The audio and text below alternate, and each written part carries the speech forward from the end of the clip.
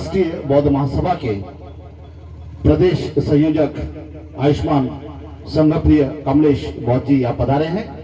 एक बौद्ध के लिए कर्मठ कार्यकर्ता और यंगस्टर युवा साथी जो हमेशा अपने इस समाज के लिए सक्रिय रहते हैं और उन्होंने काफी हर जगह जब भी कोई कार्यक्रम होता बुद्धिज्म से संबंधित तो वो विशेष तौर पे अपना सहयोग देते हैं। मैं उन्हें सादर आमंत्रित करता हूं कि वे भी आज इसके सारूमारू महोत्सव को संबोधित करने का करें।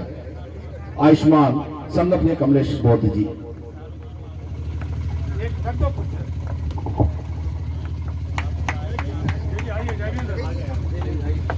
सबसे पहले मैं करुणा के सागर तथागत बुद्ध और बुद्ध से लेकर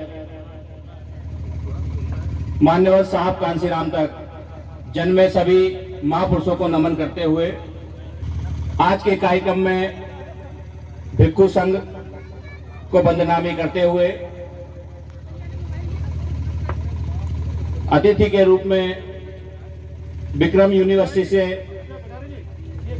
इतिहास विभाग के प्रमुख माननीय राम कुमार अहिरवार साहब, माननीय मोतीलाल आलमचंद जी जो धम्म लिपिकार हैं, साहित्यकार हैं, सोनगरा जी वह भी एक संगठन के अध्यक्ष हैं, पाटिल साहब, सोमकुमार साहब और मिलिंद बौद्ध जी और कई साथी हमारे सामने बैठे हुए हैं। सभी को मैं जय भीम नमो बुद्धाय कहते हुए अपनी कम शब्दों में बात रखूंगा, क्योंकि ये आयोजन हम तो मेजबान हैं और मेहमान का हम यह स्वागत करने के लिए उपस्थित हुए हैं। फिर भी हमारे साथियों ने मुझे मंच पे बैठा दिया तो मैं उनका बहुत बहुत सारूमारू समिति का आभारी हूं। मेरे को तो यहाँ पर सभी अतिथियों का स्वागत सत्कार करने की ड्यूटी थी, लेकिन उन्होंने कहा नहीं, आप तो सभी मेहमानों के साथ बैठे, तो इसलिए मैं मंच पे बैठ गया हूँ, क्योंकि सीहोर जिले का कार्यक्रम है और सीहोर जिले में सभी अतिथि पधारे हैं, उन सबका हम स्वागत करना अपना दायित्व समझते हैं। लेकिन फिर भी मैं चंद शब्दों में अपनी बात रखूंगा कि सम्मानित साथियों, जैसा हमारे महापुरुषों ने कहा है कि जो अपना इतिहास नहीं जानता वो कभी अपना इतिहास नहीं बना सकता, उसी महत्वपूर्ण बात को याद रखते हुए नसुल्लागंज के साथी पेठारी साहब, बरखाने जी और कई हमारे साथी नसुल्लागंज के क्रांतिकारी साथियों के सहयोग से जब हम आज से 3 से 4 साल पहले नसुल्लागंज क्षेत्र में तथागत बुद्ध और बाबा साहब की बात करने नसुल्लागंज क्षेत्र में आए थे, तो तब कोई पंचशील के ध्वज को और तथागत बुद्ध को नहीं जानता था, आज से 4 साल पहले।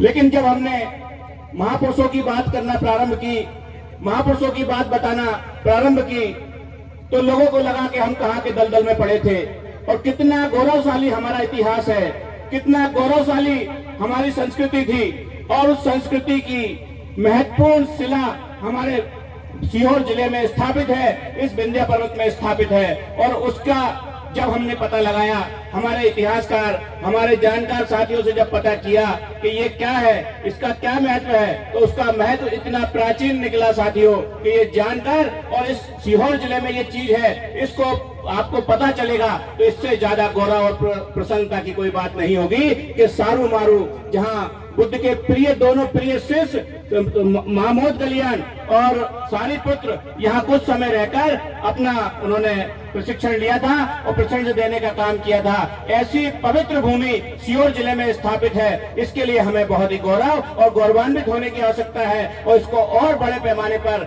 स्थापित कर इसको विश्व विरासत में हमें शामिल कराने की आवश्यकता है। उसके लिए हम सबको मिलकर काम करने की जरूरत है। सम्मानित साथियों, इस देश में व्यक्ति राज नहीं करता, व्यक्ति के से पहले संस्कृति राज करती है। जिसकी संस्कृति मजबूत होती है वही देश में सत्ता में काबिज होता है। हमारी संस्कृति जब इस देश में बुद्धिज्म की संस्कृति स्थापित थी तो सोने की चिड़िया भारत हुआ करता था। आज हमारी संस्कृति स्थापित नहीं है तो हमें कई विदेशी लोगों के सामने हाथ फैलाने की आवश्यकता पड़ती है। क्योंकि अभी कल परसों मैं आपको बताना चाहता हूं कि 25 दिसंबर 1927 को बाबा साहब अम्बेडकर ने मनुस्मृति जलाई थी। परसों ही 2 दिन पहले वो दिन निकला है। क्यों जलाई थी?